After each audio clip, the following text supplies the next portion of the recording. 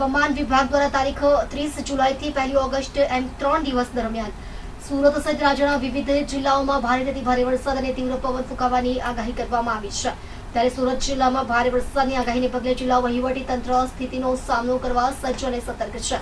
સુરત જિલ્લામાં ભારે વરસાદની આગાહીને પગલે તંત્ર એલર્ટ મોડ પર છે। એમ જણાવતા જિલ્લા કલેક્ટર તેજસ પરમારે નાગરિકોને સાવચેત તેમજ સતર્ક રહેવા માટે અપીલ કરી હતી। સુરત જિલ્લામાં ભારે વરસાદની આગાહીના પગલે કલેક્ટર તેજસ પરમારે જણાવ્યું કે બંગાળની ખાડીમાં સર્જાયેલું હોવાનું હળવું લો પ્રેશર ઝડપથી ગુજરાત તરફ આગળ વધી રહ્યું છે, જેના પગલે સુરત જિલ્લામાં તારીખ 30મીએ ઓરેન્જ એલર્ટ, 31મીએ રેડ એલર્ટ તથા 1 ઓગસ્ટે ઓરેન્જ એલર્ટ અપાયું છે। ભારે પવન સાથેથી ભારે વરસાદની આગાહી કરવામાં આવી છે।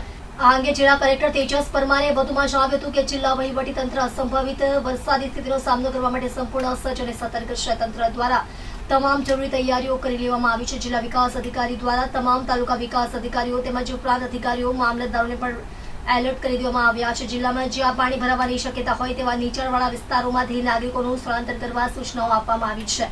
આ વખતે ભારે પવન સાથે વરસાદ પડવાની શક્યતા હોવાથી શહેર તેમજ તમામ નગરપાલિકાઓને જર્જરિત લૂઝ સ્ટ્રક્ચર્સ તેમજ હોર્ડિંગ્સ ઉતારી લેવા સૂચના અપાઈ છે। તેમણે જણાવ્યું કે નાગરિકો પણ સચેત તથા સાવધાની રાખે જેથી ભારે વરસાદના 2 દિવસ દરમિયાન કોઈ અનિચ્છનીય બનાવ ન બને। એક નિમ્ન હવાનું દબાણ જે બંગાળની ખાડીમાં ઉપસ્થિત થયું હતું તે તેજ ગતિથી ગુજરાત તરફ વધી રહ્યું છે અને તેના કારણે આજે ઓરેન્જ એલર્ટ, આવતીકાલે રેડ એલર્ટ અને 1 તારીખે ફરીથી ઓરેન્જ એલર્ટની ભારે પવન સાથે વરસાદની આગાહી સુરત જિલ્લામાં કરવામાં આવી છે। તે સંદર્ભે સુરત મ્યુનિસિપલ કમિશનર દ્વારા તમામ તૈયારી કરી દેવામાં આવી છે। સાથે સાથે જિલ્લાની અંદર જિલ્લા વિકાસ અધિકારી શ્રી દ્વારા પણ તમામ તાલુકા વિકાસ અધિકારીઓને એલર્ટ કરવામાં આવ્યા છે। એ સાથે સાથે પ્રાંત અધિકારી શ્રી અને મામલતદારશ્રીઓને પણ એલર્ટ કરવામાં આવ્યા છે। તે પૈકી નીચાણવાળા વિસ્તારોમાં જ્યાં પાણી ભરાવાની શક્યતા રહે છે ત્યાંથી સ્થળાંતર કરવા માટેની સૂચના આપવામાં આવી છે। સાથે સાથે આ વખતે ભારે પવન પણ સાથે આવવાની શક્યતા છે, તેથી જેટલા પણ લૂઝ સ્ટ્રક્ચર્સ છે તેને પણ ઉતારી દેવા માટે, હોર્ડિંગ્સ ઉતારી દેવા માટે તમામ નગરપાલિકાઓને પણ જાણ કરવામાં આવી છે।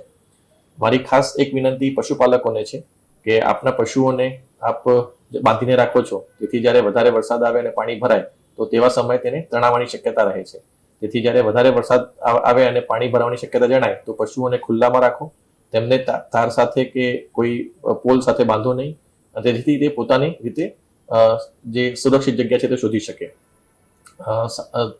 અગત્યની જે વાત છે કે આવતીકાલે 31મીએ ખૂબ જ ભારે વરસાદની શક્યતા છે, તેથી તમામ નાગરિકોને મારી વિનંતી છે કે આપ સતત વેધર વોચ ઉપર નજર રાખતા રહો અને જે પણ IMD નો ફોરકાસ્ટ આવે છે તેને સતત જોતા રહો, જેથી જરૂરિયાત ના હોય તો તેવા સંજોગોમાં આપણે બહાર ના નીકળીએ। એટલે આપણે જે અત્યારે સમગ્ર તંત્ર દ્વારા તમામ તૈયારી કરી દેવામાં આવી છે, પરંતુ નાગરિકોને પણ મારી એ જ વિનંતી છે કે આપ પણ સચેત રહો અને સાવધાની પૂર્વક આપણે આ જે 2 દિવસ જે ભારે વરસાદની આગાહી છે તે દરમિયાન કોઈ પણ પ્રકારનો અનિચ્છનીય બનાવ ન બને તેની પણ આપણે સૌ તકેદારી રાખીએ।